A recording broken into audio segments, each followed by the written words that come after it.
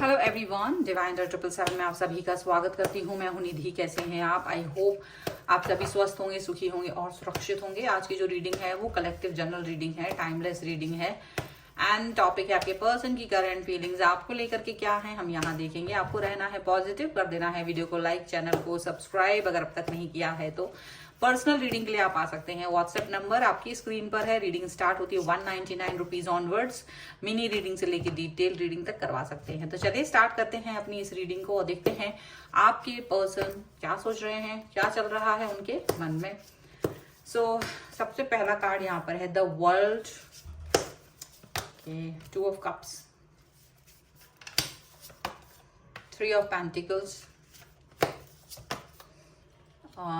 page of wands, page of swords, sorry, 8 of swords, 7 of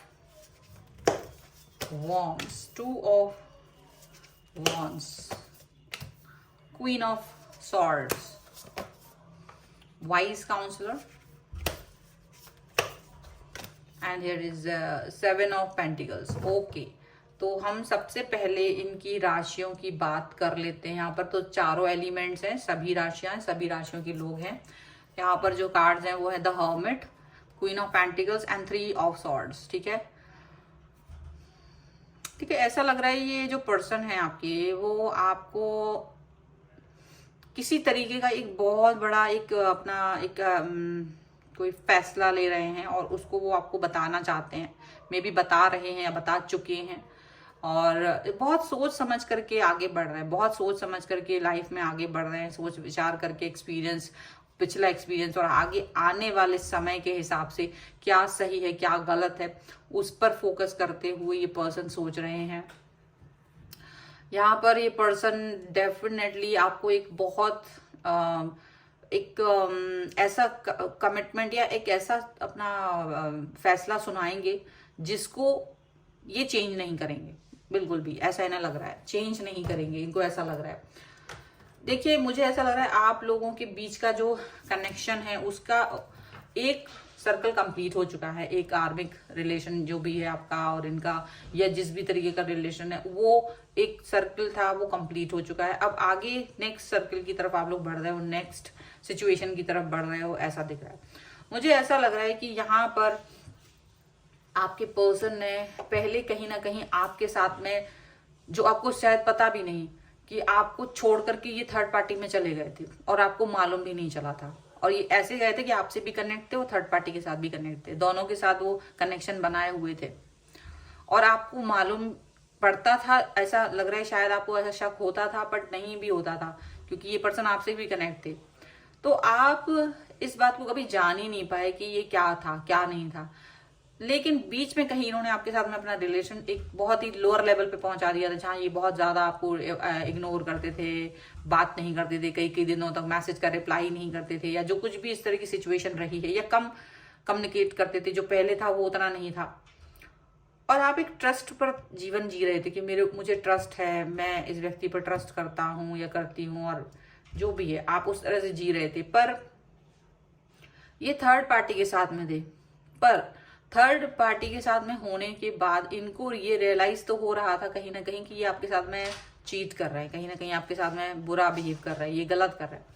पर इसको accept नहीं करते थे, ये अपने ही अंदर इन चीजों को एक्सेप्ट नहीं करते थे, उसको जस्टिफाई कर लेते थे कि नहीं, मैं सही हूँ, मैं गलत नहीं हूँ। और ये जस्टिफिकेशन जो ये अपने आप को ही दे देते थे। तो इस तरह से अपना ये बहुत समय तक ये चीज चलाते रहे और आपकी आंखों पर पट्टी बांधे रहे, या आपको समझाते रहे, या कुछ भी जो भी आपको मैनिपुलेट करते रहे बहुत समय तक। लेकिन कहीं ना कहीं इनको ये रियलाइज हुआ बाद में कि इनकी आंखों पर, ये आपकी आंखों पर नहीं, इनकी खुद की आंखों पर पट्टी बंधी हुई थी। क्योंकि जो थर्ड पार्टी थी वो डोमिनेटिंग थी, थर्ड पार्टी इन पर डोमिनेट करते थे, और जहां आप थे वहां आप डोमिनेट नहीं करते थे। अगर इन्होंने आपको थोड़ा सा डांट दिया या किसी बात पर मना कर दिया तो आप वो बात दोबारा नहीं करते थे, आप वो दोबारा बात पूछते भी नहीं थे। और इसी वजह से कहीं ना कहीं आपका और इनका जो है रिलेशन, आप आप तो उसको सम्मान दे रहे थे, आपने इस रिश्ते को बहुत सम्मान दिया है, रिस्पेक्ट दिया है, और इन्होंने उसको फॉर ग्रांटेड ले लिया कि आप तो कुछ भी करो, मैं तो कुछ भी करूं, ये तो कहीं कुछ नहीं हो रहा है इनके साथ। लेकिन जो वो थर्ड पार्टी जिनके साथ ये चुपके से चले गए थे, वो थर्ड पार्टी कहीं ना कहीं इन पर डोमिनेशन करना, इनको कहीं ना कहीं कुछ ना समझना, जीरो समझना अपनी लाइफ में, इनसे अपना इनको कहीं ना कहीं एक जीरो की तरह फील कराया। तो हर इंसान है, जीरो क्यों फील करेगा? थोड़ी देर, कुछ देर तो उसको लगेगा कि चलो ठीक है, लेकिन थोड़ी देर बाद इनको खुद रियलाइज हुआ कि ये किसी गलत इंसान के साथ है, इनको ये चीज का रियलाइजेशन हुआ है। और अब इन्होंने अपनी आंखों के आगे से बंधी हुई पट्टी को हटा दिया है, और थर्ड पार्टी तब भी नहीं चाहती है कि ये उनके पास से जाए, दूर जाए। थर्ड पार्टी इनको अभी भी अपने साथ में रखना चाहती है। थर्ड पार्टी का पूरा पूरा इन पर दबाव है, प्रेशर है, लेकिन ये थर्ड पार्टी से कहीं ना कहीं डट के मुकाबला कर रहे हैं, थर्ड पार्टी को कहीं ना कहीं इग्नोर कर रहे हैं, थर्ड पार्टी को कहीं ना कहीं एक सबक सिखाना चाहते हैं।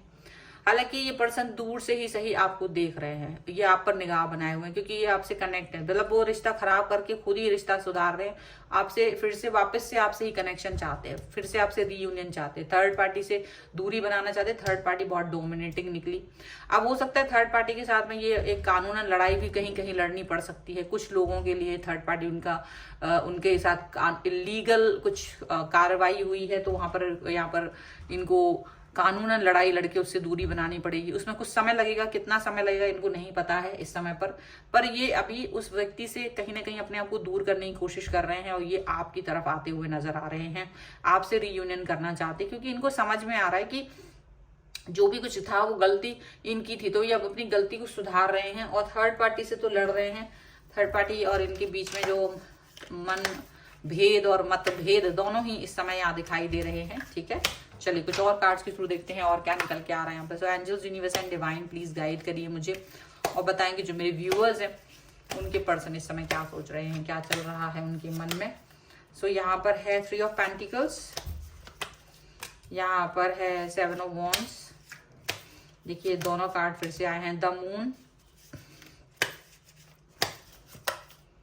यहाँ पर है वर्ल्ड का कार्ड फिर से आया है, and king of pentacles. Okay, and here is queen of wands, 2 of wands फिर से हैं, पेज ऑफ कप्स। आप देखिए ये सिचुएशन अभी भी बनी हुई है, ऐसा लग रहा है अभी सिचुएशन पूरी तरह से सॉर्ट आउट नहीं हुई है, सिचुएशन अभी भी वैसी की वैसी है। ये पर्सन लेकिन आपको प्यार देना चाहते हैं। अब इनको एक अकल आ गई है कि ये मुझे कहाँ जाना है, अकल तो आ गई है, दूर से देख रहे हैं, उनका पूरा पूरा टारगेट आप ही है, आप ही की तरफ आएंगे वापस लौट के, वहां से चंगुल छुड़ा रहे हैं। तो चंगुल छुड़ाने में थोड़ा वक्त लगेगा, लेकिन ये आपकी तरफ आ रहे हैं। इनको पता है आप बहुत ऑनेस्ट हो, आप ये भी इनके प्रति लॉयल हो, ऑनेस्ट हो, इन्हीं से प्यार करते हो, आप इन्हीं के बारे में सोचते हो, और इन्हें थोड़ा दुख भी हो रहा है कि इन्होंने क्यों किया आपके साथ में ऐसा, और इन्हें लगता है कहीं ना कहीं आपको कमतर समझने की वजह से ही इनको ये जो है ना कर्मा मिल रहा है इस समय पर। ये भी चीज है, ये थर्ड पार्टी के साथ में लीगली बॉन्ड है, तो यहाँ पर इनको उससे बाहर निकलने में थोड़ा वक्त लग सकता है, और ये आपका सपोर्ट चाहते हैं, अब आपका प्यार चाहते हैं, आपका सपोर्ट चाहते हैं। ये पर्सन ऐसा भी दिख रहा है, ये पर्सन अभी भी सिचुएशन से लड़ते हुए, झगड़ते हुए, डेफिनेटली ये चीज दोबारा ये कंफर्म हुई है। लेकिन एक चीज और भी है, ये अब दिल ही दिल में रो भी रहे हैं। थर्ड पार्टी ने इनको इतना रुला दिया है ना, थर्ड पार्टी ने इनको रुला दिया है कि ये बहुत रो रहे हैं, बहुत ज्यादा इनको दुख हो रहा है, तकलीफ हो रहा है, और अपनी इस गलती पर इनको बहुत बुरा लग रहा है कि इन्होंने क्यों आपके साथ ऐसा किया।